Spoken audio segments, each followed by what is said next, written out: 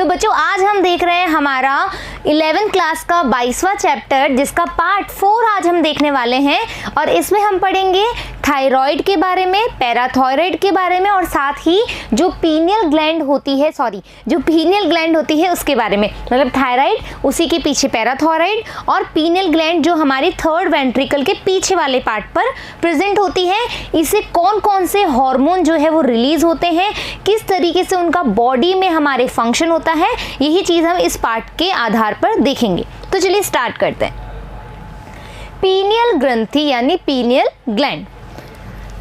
Pineal ग्रंथि अग्र मस्तिष्क के पृष्ठीय ऊपरी भाग में स्थित होती है। हमने बात की थी कहाँ पर होती है, 1 मिनट में आपको बना के बता देती हूँ। हमने बोला था ये pons, medulla, spinal cord, third ventricle के ये जो पीछे वाला पार्ट है जो बाहर निकल गया, एक्चुअल में ये बाहर होता नहीं है,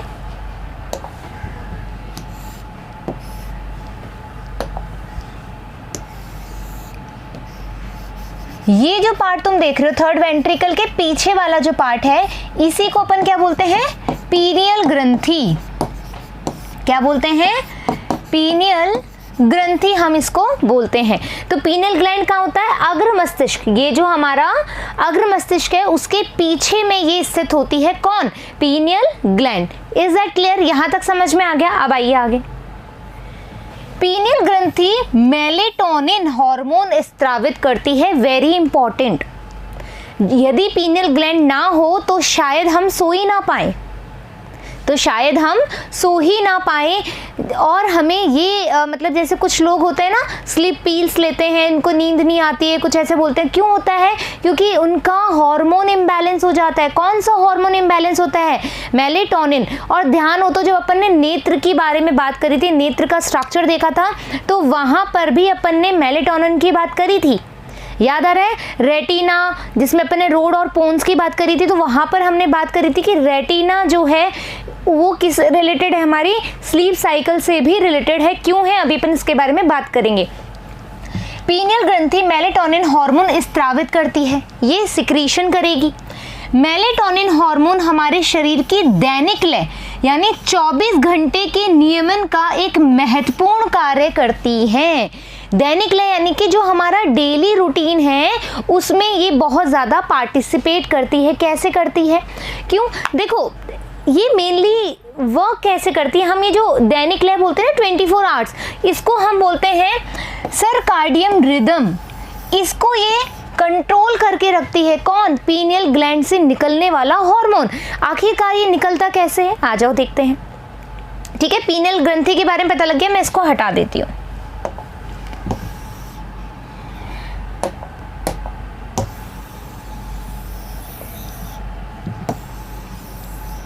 डन। अब देखो ये आईज थी, रेटिना वाला पार्ट था। अब मैं रेटिना वाले पार्ट को खोल रही हूँ। अपन ने बताया था 3 लेयर्स थी। यहाँ पर अपने पास कौन थे, रोड्स थे और कॉन्स थे।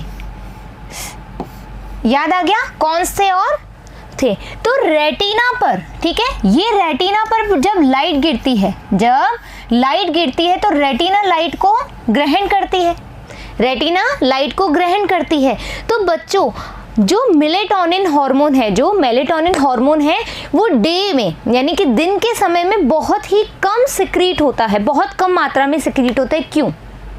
क्यों होता है, देखो आपको क्या होता है कि जैसे लाइट है, बहुत ज़्यादा लाइट है, तो आप क्या करते हो, आपको नींद नहीं आती अच्छी, मतलब सुकून वाली नींद नहीं आती है, या हम कह सकते हैं कि हम अनईजी सा फील करते हैं। लेकिन यदि अपन दिन में भी कर्टेन्स वगैरह लगा दें और लाइट को ऑफ कर दें और एकदम मतलब हल्का हल्का डार्कनेस हो, तो उसमें हम दिन में भी सो सकते हैं। लेकिन तेज़ धूप के अंदर सोना नॉट पॉसिबल।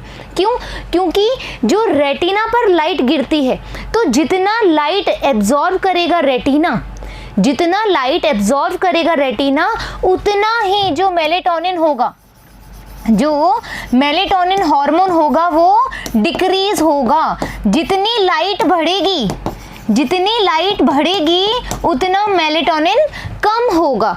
अब क्या होगा, डार्कनेस, जैसे जैसे रात हुई तो आपको पता है कि जो हमारे ये 3 थे ये अब ग्रहण नहीं करेंगे। अब कौन जागेगा, रोडोप्सिन जागेगा, है ना, रोडोप्सिन अपनी ड्यूटी देगा।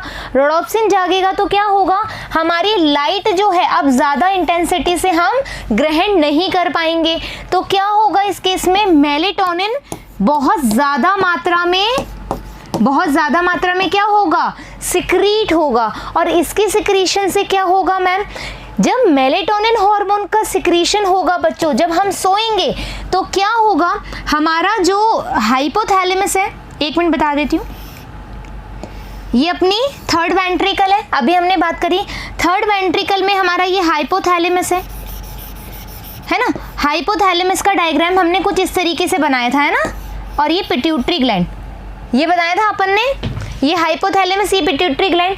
तो यहाँ से रेटिना में इस तरीके से ब्रेन के अंदर, ये लो, सॉरी यहाँ से नहीं जाएगा, यहाँ से अपने पास ब्रेन में क्या आ गया, हमारे पास मैसेज आ गया। तो ये जो पार्ट होता है बच्चों, इस पार्ट को हम कहते हैं सुप्राकाइस्मेटिक न्यूक्लियस। क्या बोलते हैं, सुप्राकाइस्मेटिक न्यूक्लियस हम इसको कहते हैं। जो हमारे हाइपोथैलेमस में ये पार्ट होगा जहां पर लाइट के मैसेज जाएंगे कि लाइट आई है या नहीं आई है। तो यहाँ पर यानी कि CSCN के अंदर मैसेज जाएगा, सुप्राकाइस्मेटिक न्यूक्लियस के अंदर मैसेज जाएगा, और यहाँ पर न्यूरॉन जो है वो यहाँ पर पिट्यूटरी ग्लैंड को बोलेंगे हार्मोन का सिक्रीशन करो। तो हार्मोन कौन सा सिक्रीट होगा, हमारा मेलेटोनिन हार्मोन जो है सिक्रीट होगा। मेलेटोनिन जब सिक्रीट होगा रात में तो क्या होगा, जो हार्ट रेट होती है वो डिक्रीज हो जाएगी। क्या हो जाएगी, हार्ट रेट डिक्रीज हो जाएगी। हमने बात करी थी कि जब आपने कभी देखा होगा डू यू नो सेशन में मेरा, तो आपको मैंने बताया था कि जब हम सोते हैं, है ना, तो हमारा जो बॉडी टेम्परेचर होता है वो थोड़ा सा लो होता है, ठीक है, हार्ट रेट उस समय कम रहती है। क्यों, क्योंकि हम कोई वर्क नहीं कर रहे होते हैं उस दौरान, हम बहुत अच्छे से मूड में सो रहे होते हैं, एकदम शांत वातावरण होता है, तो हमारी बॉडी इतनी ज़्यादा एक्टिव नहीं होती है, तो इसीलिए हार्ट रेट भी हमारा कम होता है। तो क्या हुआ, और इसी हार्ट रेट के कम होने की वजह से, टेम्परेचर के लो होने की वजह से हमें अच्छी नींद आती है। आ गई बात समझ में, एक बार स्क्रीनशॉट लो, वापस से रिपीट कर रही हूँ।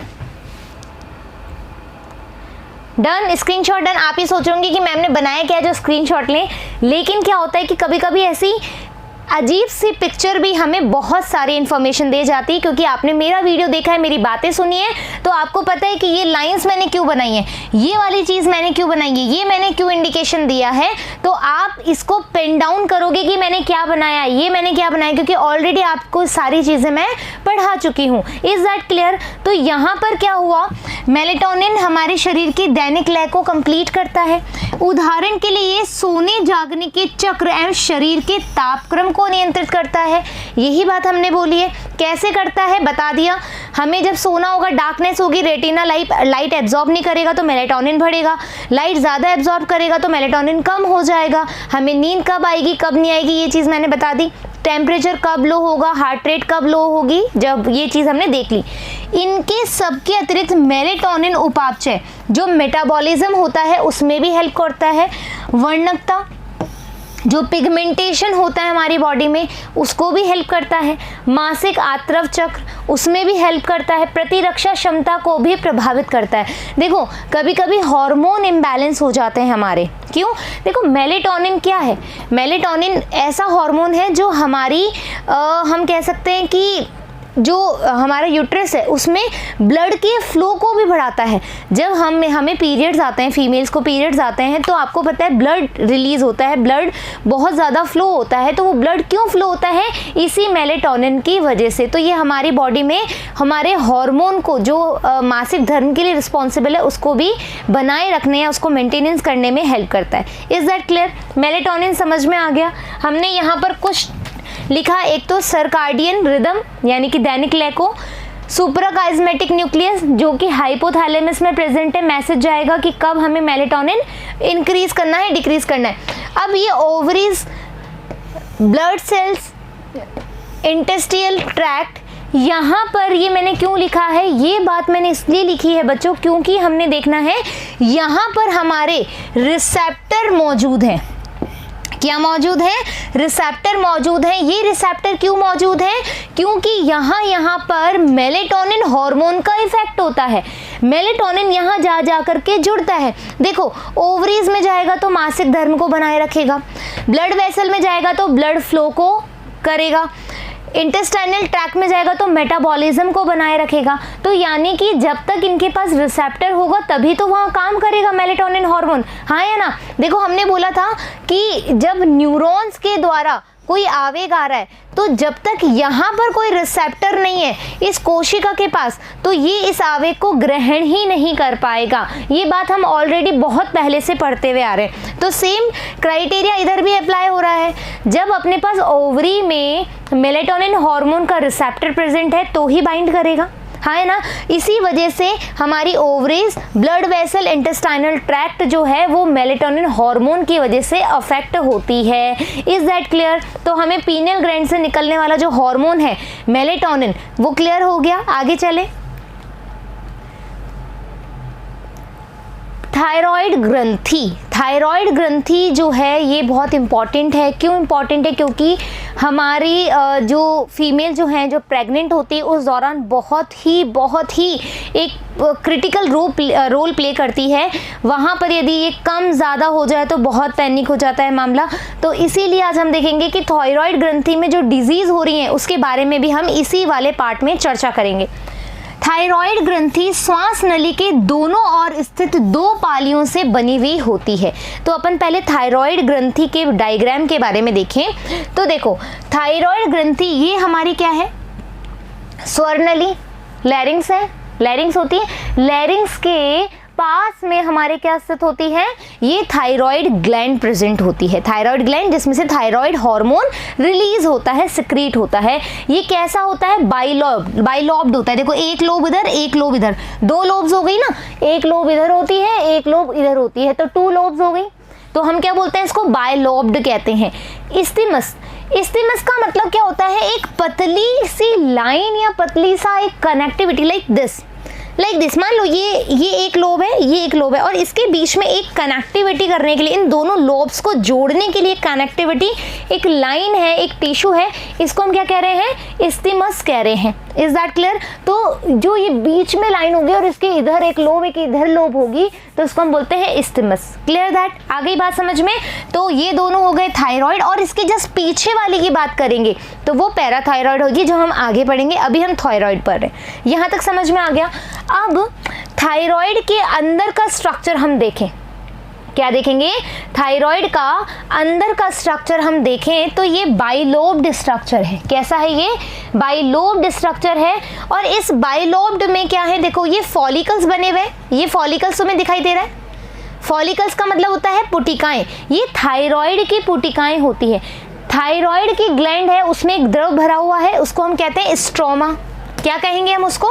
स्ट्रोमा। यदि इसमें एक द्रव भरा हुआ है, एक लिक्विड पार्ट भरा हुआ है, तो इसको हम क्या कहेंगे? स्ट्रोमा। मैट्रिक्स भी कह सकते हैं। इस मैट्रिक्स में हमारी क्यूबॉइड, जो क्यूबॉइड हमारे आकार के होते हैं, जैसे क्यूब होते हैं ना, आइस क्यूब्स जिसको आप कहते हो, बर्फ के टुकड़े, आइस क्यूब्स जो होते हैं, वैसे ही ये क्यूबॉइडल फॉर्म में होती है और इसको हम बोलते हैं थायराइड पुटिकाएं। इसी में से हार्मोन बनता है जो T3 और T4 टेस्ट करवाते हैं अपन। प्रेगनेंसी के दौरान भी T3 T4 का टेस्ट होता है। किसी पर्सन का सडनली वेट बढ़ जाए, फैट बढ़ जाए तो भी थायराइड टेस्ट होता है। बहुत ज़्यादा सूखता जाए तो भी थायराइड टेस्ट होता है। तो वो T3 और T4 का टेस्ट किया जाता है जो इन फॉलिकल में बनती हैं। फिर आपको यहाँ पर दिख रहा होगा सी कोशिकाएं। सी कोशिकाएं जो होती है बच्चों, बॉडी में कैल्शियम को मेंटेन करती है, कैल्शियम की मात्रा को मेंटेन करती है। तुम्हें पता है कि हमारे बॉडी में कैल्शियम बहुत इंपॉर्टेंट है मसल को कॉन्ट्रैक्शन करने के लिए। तो सी सेल्स जो क्या करती हैं? सी सेल्स हमारी मसल को कॉन्ट्रैक्शन करने में हेल्प करती है। बहुत सारे फंक्शंस होते हैं कैल्शियम के हमारी बॉडी में, उसको मेंटेन करने का काम कौन करता है? ये सी सेल्स करती हैं। आई बात समझ में? इस डायग्राम में कोई इशू नहीं है तो एक बार स्क्रीनशॉट ले लो बच्चों। फिर अपन आगे चलते हैं। तुम्हारी एनसीईआरटी क्या कह रही है? डन। अब देखो अब हमने बोला थायराइड ग्रंथि श्वास नली के दोनों ओर स्थित दो पालियों में स्थित होती है। दो पालियों का मतलब होता है बाई लोब्ड, ये हमने बात कर ली, बाई लोब्ड, दो लोब्स प्रेजेंट होती हैं। दोनों पालियों में संयोजी उत्तक, मैंने अभी बताया ये जो संयोजी उत्तक है जो दोनों लोब्स को जोड़ता है, मैंने कहा था एक टिश्यू होता है ना, एक कनेक्टिव टिश्यू होता है, तो ये संयोजी उत्तक को हम बोलते हैं इस्थमस, जो यहाँ पर हमने लिखा भी है, ये रहा, इस्थमस से जुड़ी हुई होती है। ये बात क्लियर हो गई। प्रत्येक थायराइड ग्रंथि पुटकों और भरण उत्तकों की बनी हुई होती है, ये भी हमने बोला। ये रहा फॉलिकल्स, इनको अपन भरण उत्तक या जो हमारा फॉलिकल्स या पुटिकाएं कहते हैं। प्रत्येक थायराइड पुटक एक गुहा को घेरे पुटक कोशिकाओं से निर्मित होता है। एक गुहा होती है, उसके घेरे में प्रेजेंट होती हैं वो पुटिकाएं। अब देखो एक मिनट, ये पुटक कोशिकाएं दो हार्मोन टेट्राआइडोथायरोनिसस अथवा थायरोक्सिन और ट्राईआइडोथायरोनिन का संश्लेषण करती है। दो हार्मोन हमारे बनते हैं, एक होता है ट्राईआइडोथायरोनिन, एक होता है टेट्राआइडोथायरोनिनस, ठीक है, यानी कि इसको हम थायरोक्सिन भी कहते हैं। कैसे कहते हैं अभी अपन बात करेंगे। अब देखो बेटा कैसे कैसे इसका संश्लेषण होता है वो मैं तुम्हें यहाँ समझाऊंगी, ठीक है, इसको अच्छे से समझना। हमने बोला ये क्या है हमारी, ये क्या लिया हमने, ये हमने पुटिका ले ली, यहां लिख देती हूं थायराइड पुटिका, फॉलिकल होता है। इस फॉलिकल के अंदर एक गुहा होती है बेटा, और इसी गुहा में हमारे थायराइड हार्मोन T3 और T4 का निर्माण भी होता है। इज दैट मीन क्या हुआ, इसका मतलब देखो जो ये पुटिका है उसमें एक प्रोटीन पाया जाता है ना, मतलब ये पुटिका में प्रोटीन ही है। पुटिका में क्या है, प्रोटीन है। ये प्रोटीन जो है बेसिकली अमीनो एसिड से ही बना होगा। प्रोटीन है तो क्या है, अमीनो एसिड से बना हुआ है।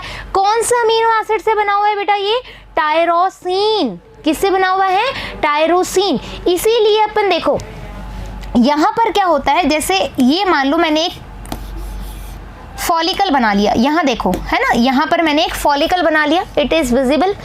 यहाँ पर जब मैंने,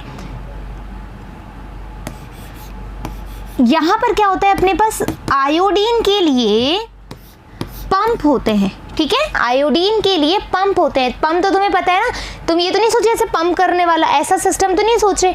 ट्रांसपोर्ट में मैंने तुम्हें बताया पंप होता है, आयोडीन, कैल्शियम, सोडियम, पोटेशियम, ये पंप होते हैं हमारी बॉडी में, एक्टिव ट्रांसपोर्ट कराते हैं, जो एनर्जी के सपोर्ट में, एनर्जी की प्रेजेंस के अंदर क्या लेते हैं, आयोडीन लेते हैं। तो ये क्या करेगा, ये जो पुटिकाएं हैं, तभी तो अपन बोलते हैं कि थायराइड हार्मोन में क्या होता है, आयोडीन की कमी से प्रॉब्लम आती है। आयोडीन बहुत ज़्यादा इंपॉर्टेंट है। ये पुटिकाएं जो होती है सबसे ज़्यादा आयोडीन को ग्रहण करती है। क्या करती है, सबसे ज़्यादा आयोडीन को ग्रहण करती है। मतलब पूरी बॉडी में जो आयोडीन आता है वो थायराइड ग्लैंड के अंदर सबसे ज़्यादा प्रेजेंट होता है। आई बात समझ में। तो ये क्या करेगी, आयोडीन को आयोडीन पंप के द्वारा ये फॉलिकल जो है वो एब्जॉर्ब कर लेगी, खींच लेगी और इकट्ठा कर लेगी। लगभग 3 महीने का आयोडीन ये इकट्ठा कर सकती है। लगभग 3 महीने का आयोडीन जो है ये इकट्ठा कर सकती है। आ गई बात समझ में, यहाँ तक क्लियर है। एक बार यहाँ पर स्क्रीनशॉट लो, फिर अपन आगे चलेंगे। ले ले स्क्रीनशॉट। आप देखो यहाँ पर हमने बोला कि जो आयोडीन है यहाँ पर इकट्ठा हो जाते हैं। लगभग 3 महीने तक के आयोडीन यहाँ पर अपन ने इकट्ठा कर लिया। अब क्या होगा, देखो बच्चों, हमने बोला कि अमीनो एसिड है तो टायरोसिन होगा, है ना। टायरोसिन बहुत ज़्यादा यहाँ पर प्रेजेंट होता है, टायरोसिन डेरिवेटिव्स होते हैं इसमें। अब क्या होगा, यदि एक आयोडीन होगा, बीच में क्या होगा, इनके बीच में यहाँ पर ऐसे ये जो जुड़े हुए हैं श्रृंखला, में कलर अलग ले लेती हूँ, ये लो, ये जो श्रृंखला जुड़ी हुई है यहाँ पर, ये देख रहे हो तुम, ये चीज जो देख रहे हो, ये क्या है हमारे, ये हमारे टायरोसिन है। क्या है, ये हमारे टायरोसिन है। ये टायरोसिन आयोडीन को बांध के रखते हैं, और जैसे जैसे आयोडीन काम में आता रहता है ये टायरोसिन विलुप्त भी हो जाते हैं। तो यहाँ पर यदि तुम एक ही आयोडीन की बात करो, देखो ये तो पुटिका है, पुटिका में आयोडीन अपन ने गुहा में इकट्ठा कर लिया। ये आयोडीन जब एक है तो इसको हम बोलेंगे मोनोआयोडोटायरोसिन। टायरोसिन के पास एक ही आयोडीन है तो उसको हम बोलेंगे मोनोआयोडोटायरोसिन। यदि दो हैं, देखो 1 और 2, ये क्या है हमारा, ये क्या है हमारा टायरोसिन। इस टायरोसिन के पास कितने आयोडीन है, एक आयोडीन ये है, एक आयोडीन ये है, 2 आयोडीन है, तो हम इसको क्या बोलेंगे, डाईआयोडोटायरोसिन, डाईआयोडोटायरोसिन बोलेंगे। यदि हमारे पास देखो 1 2 3, मैंने यहाँ लगाया निशान, ये देखो 1 2 3, 1 2 3, 3 आयोडीन प्रेजेंट है हमारे पास, तो हम उसको क्या बोलेंगे, ट्राईआयोडोटायरोसिन, यानी कि T3, क्या बोलेंगे, T3। और यदि ऐसे ही 1 2 3 4, 1 2 3 4, 4 आयोडीन प्रेजेंट है, तो हम उसको बोलेंगे टेट्रा आयोडोटायरोसिन, यानी कि T4, जिसकी हमें जांच करवाते हैं हम T3 और T4। जो बायोकेमिकल टेस्ट होते हैं हमारी बॉडी में, यदि थायराइड हार्मोन को देखना होता है तो T3 और T4 टेस्ट करते हैं, उसमें आपकी रेंज आती है, हाँ या ना, वो यही होता है T3 और T4, कितना आयोडीन प्रेजेंट है, कैसा प्रेजेंट है, वो चीज़, ये चीज़ क्लियर हो गई। टेट्रा और ट्राईआयोडोटायरोसिन कैसे बनता है, ये चीजें समझ में आ गई, आपने स्क्रीनशॉट ले लिए। अब देखो आगे अपन चले, ये हो गया था अपना, ये हो गया था अपना, ये हो गया था, ये अभी अपन देखेंगे बाद में। तो याद रखना है ट्राईआयोडोथायरोनिन, इनके नाम याद रखने, और टेट्राआयोडोथायरोनिनस यानी कि थायरोक्सिन, थायरोक्सिन को पूछ लेते हैं कौन होता है, T4 is a thyroxine. Is that clear, यहाँ पे समझ में आ गया। अब देखो आगे चलो, थायराइड हार्मोन के सामान्य दर के से संश्लेषण को आयोडीन आवश्यक है।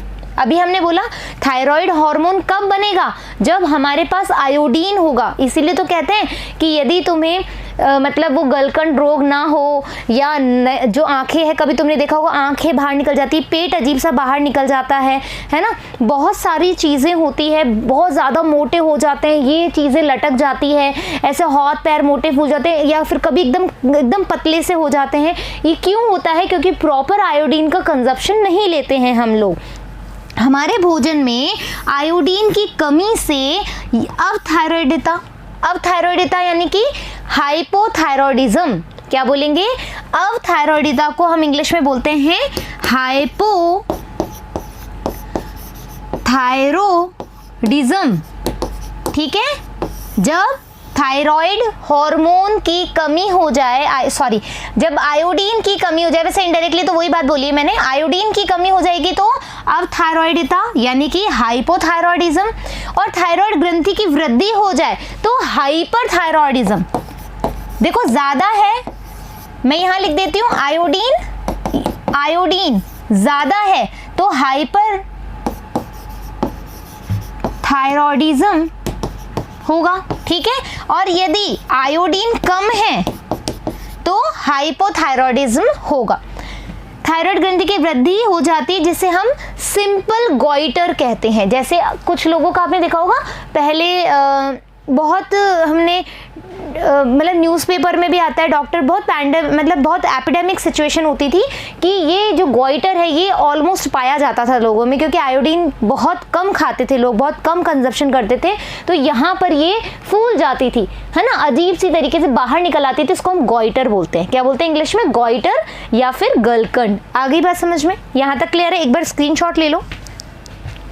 डन, यहाँ तक कोई दिक्कत है? नहीं, आगे चले। अब देखो, गर्भावस्था के समय अवथायरॉयडिता के कारण यानी कि हाइपोथायरॉयडिज्म, देखो जितना अपन बोलने का प्रयास करेंगे ना चीज़ों को, उतनी अच्छी तरह से चीज़ें आएंगी। हाइपोथायरॉयडिज्म के कारण गर्भ में विकसित हो रहे बालक की वृद्धि विकृत हो जाती है। क्या होता है कि जब गर्भावस्था या गर्भ धारण करती है कोई महिला, तो उसमें थायराइड का टेस्ट जरूर कराया जाता है। क्यों?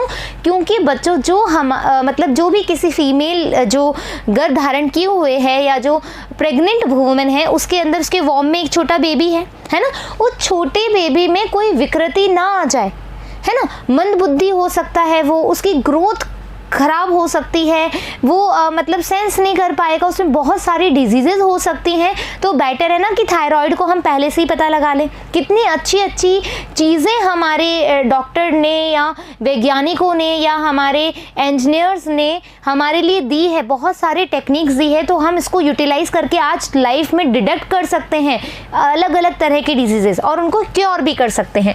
तो इससे बच्चे की अवरोधित वृद्धि, जिसकी हम क्रिटेनिज्म भी कहते हैं। देखो बच्चों, क्रिटेनिज्म का पिक्चर आप अभी मैं लगा नहीं पाई, आप यदि अपने मोबाइल पे क्रिटेनिज्म करके ढूंढोगे, उसकी इमेज देखना, उसमें बच्चों की जो हाइट है, ग्रोथ है, वो बहुत कम है। पेट अजीब सा निकला होता है, आंखें बाहर से निकली होती है, जिसको ग्रेव डिजीज़ भी कहते हैं। ये अलग है क्रिटेनिज्म, ग्रेवस डिजीज़ अलग है। लेकिन मैं बता रही हूँ कि आयोडीन की कमी और अधिकता से अलग अलग बीमारियाँ हो जाती, ठीक है।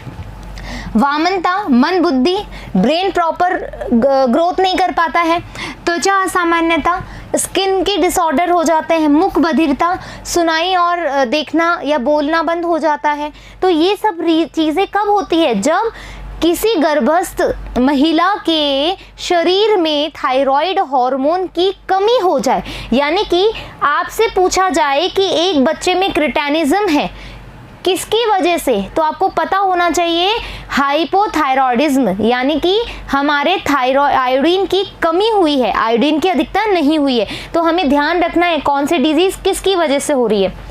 वयस्क स्त्रियों में अवथायरॉयडिता यानी कि हाइपोथायरॉयडिज्म मासिक चक्र को अनियमित कर देता है। आपको पता है यदि कि किसी भी फीमेल के हार्मोन इम्बैलेंस होने की वजह से यदि उसका मासिक धर्म या फिर मासिक चक्र या आर्तव चक्र जो है वो इम्बैलेंस हो जाए, उसकी वजह से वो इन फ्यूचर मदर नहीं बन पाती हैं। क्यों? यदि मासिक धर्म प्रॉपर नहीं आता है तो सीधी सी बात है, आपने चैप्टर पूरा पढ़ा हुआ है मेरे से, है ना, तो उस समय क्या होगा, प्रेगनेंसी नहीं हो पाएगी। कितनी बुरी बात है। तो आयोडीन हमें प्रॉपर लेना है। थायराइड ग्रंथि के कैंसर अथवा इसमें गांठों की वृद्धि से थायराइड हार्मोन के संश्लेषण की दर असामान्य रूप से अधिक हो जाती है। देखो हर लाइन में आप एनसीईआरटी जो है, एनसीईआरटी है, उसमें एक एक लाइन का अपना एक मीनिंग है, एक एक लाइन में हर चीज़ बताई गई है। अब देखो हाइपोथायरॉयडिज्म यहाँ पे खत्म हो गया है। अब अपना यहाँ से जो चल रहा है वो चल रहा है हाइपरथायरॉयडिज्म। ये अपना खत्म हो गया है यहाँ पे, ये मैंने टर्म लिखी है ऑलरेडी।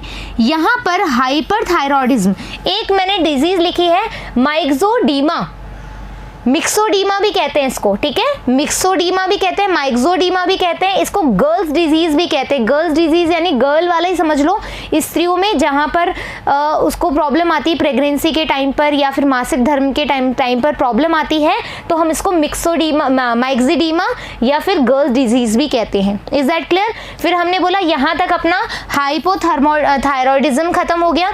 क्या शुरू हो गया है? हाइपरथायरॉयडिज्म।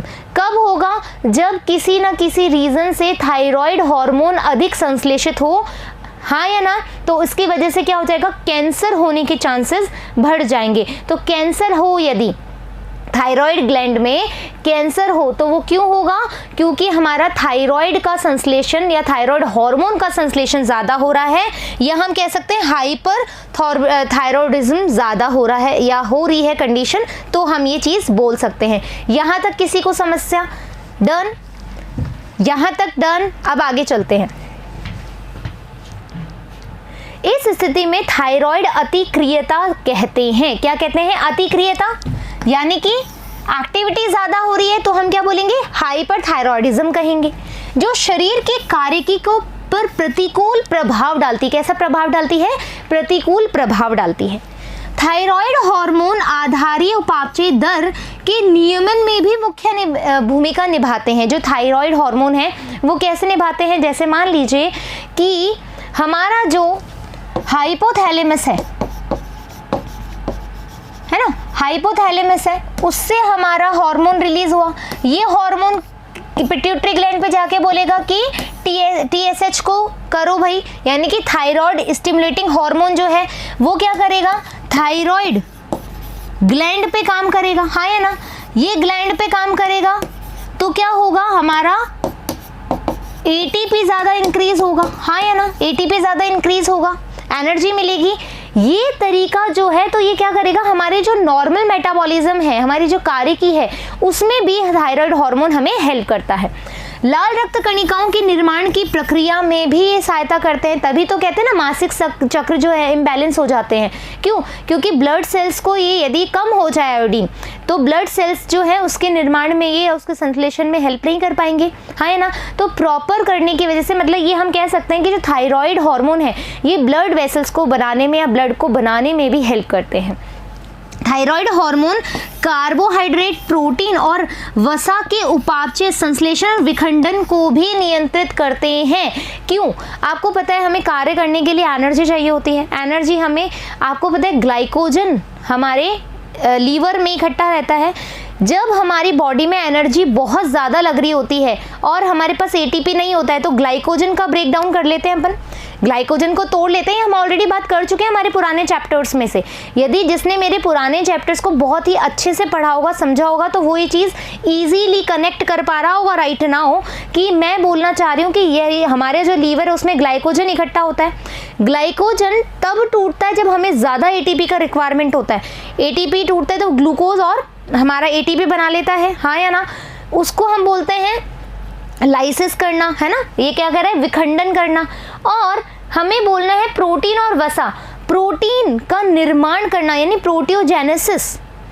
लिपिड से हमें एनर्जी का निर्माण करना है, लिपिड से हमें एनर्जी का निर्माण करना है, तो यहाँ पर भी हमें जेनेसिस करना पड़ेगा, है ना। ग्लूकोनियोजेनेसिस, नई चीज़ का निर्माण करना पड़ेगा। ग्लूकोनियोजेनेसिस, जब लिपिड से हम एनर्जी बना रहे हैं, बेटा सुन लो, लिपिड से जब हम एनर्जी बना रहे हैं तो उसको हम बोल रहे हैं ग्लूकोनियोजेनेसिस।